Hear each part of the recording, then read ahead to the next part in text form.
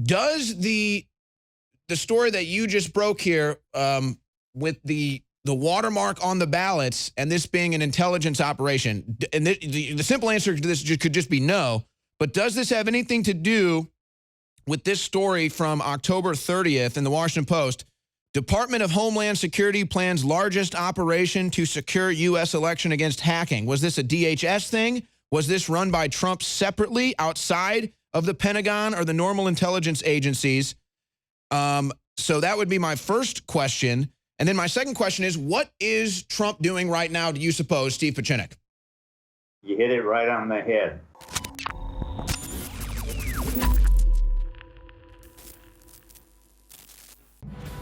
InfoWars has delivered because you have delivered. InfoWars is organic, pro-human resistance to the globalist takeover and to Satan's plan to kill humanity. This is real. You can see Bill Gates announcing he owns your body. You can see the globalists announcing they own your family. The good news is, for every action, there's an opposite and equal reaction, and you are that reaction. So understand, you are not supporters of the info war. You're not calling in to thank me. You are the info war. You are the resistance. You are the future. So now, with 25 days out from the election, spread the word about the broadcast. Buy the products and support us to stay on air in the face of the enemy. You kept us in attack formation. And pray for us. You do that trifecta. Nothing can stop you. You control your destiny. You are victory. Take action now. Dr. Steve Pachinik has been coming on InfoWars for quite some time, and he perhaps just broke the biggest news story of the day. He did it in a floral button-up shirt with a smile on his face from his kitchen. So Fox News and mainstream news and all you with your billions of dollars and your big pharmaceutical contracts, I'll keep it PG rated. You can go fudge yourselves, okay? Go fudge yourselves and enjoy it as well. Now, I want to hone in on what Dr. Pachinik broke. Again, folks, Steve can reiterate this in his own words. The whole election theft was a setup. Trump and his team knew it was coming, just like you did, and they set everything in place like a mousetrap, and the Democrats walked right into it because, of course, they had to. They had to walk right into it. They had no other path to victory other than through this trap. So, Steve, two questions for you, and then I'm going to let you talk again. One, does the story that you just broke here with the watermark on the ballots and this being an intelligence operation, and the simple answer to this could just be no, but does this have anything to do with this story from October 30th in the Washington Post? Department of Homeland Security plans largest operation to secure U.S. election against hacking. Was this a DHS thing? Was this run by Trump separately outside of the Pentagon or the normal intelligence agencies? So that would be my first question. And then my second question is, what is Trump doing right now, do you suppose, Steve Pachinik? You hit it right on the head. What you'll see in that Department of Homeland Security, underneath that is National Geospatial Agency, NSA, cyber terrorism, QFS.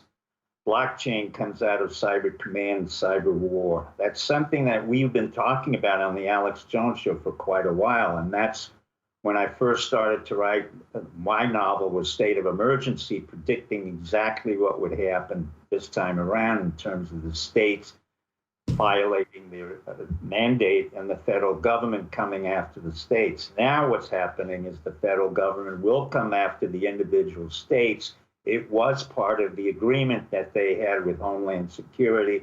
I do believe, I'm not certain, it is within the confines of the Department of Homeland Security, but I do know it comes from the people I work with elsewhere in cyber communications, cyber terrorism, National Space Agency, and that onward. I can't go into the specifics. I don't have a clearance. I want everybody to know I'm not paid by the government, never have been. I'm more than happy to provide whatever information I think is appropriate. But again, it's coming out of me, and I was allowed to say this because last night I couldn't come on Alex's show. So let's talk about then, President Trump came out 3 a.m. After the election on November 4th and really claimed victory. He did claim victory. Nobody else is reporting that. You won't see that in headlines. Trump claimed victory on the morning after the election. He also claimed victory yesterday when he said we won Michigan, Georgia, Pennsylvania, and North Carolina. That puts Trump over 270. So Trump has declared victory twice. Dr. Pachinik, knowing that Trump knew this was all coming, he had all the traps set. Is Trump basically sitting back in the war room right now, watching all the traps get sprung? What do you suspect the president is doing? Well, in a way, I don't want to be too intellectual about it, but if you follow he said it a long time ago. He said, monitor the fraud in voting. He knew this along, as you said, for years he knew about it. And at the same time, he said, and Eric said several things before, saying, watch what happens when you steal the votes. And Donald Jr. So the whole family was queuing in the country as to what might happen. The reason Donald has brilliantly stayed away and he's quiet now, it's part of the Sun Tzu strategy, which allows, and he's brilliant. He said he knows the art of war intuitively.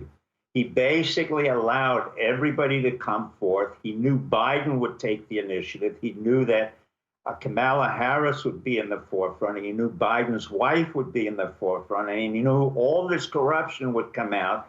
And Biden would be so self-aggrandizing, he didn't have to say anything.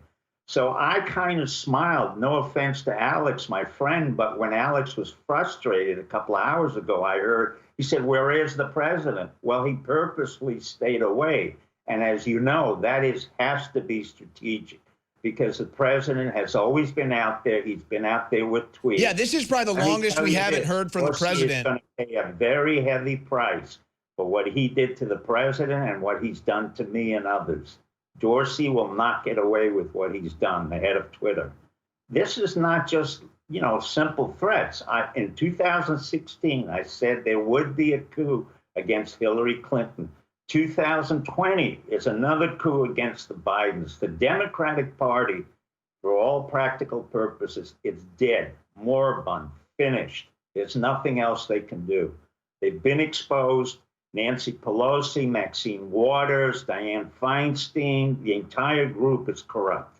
And so this was the biggest sting operation that could be done. Only a genius like Trump could have done it. And the giveaway was exactly what Alex was saying. He was frustrated not to see the president.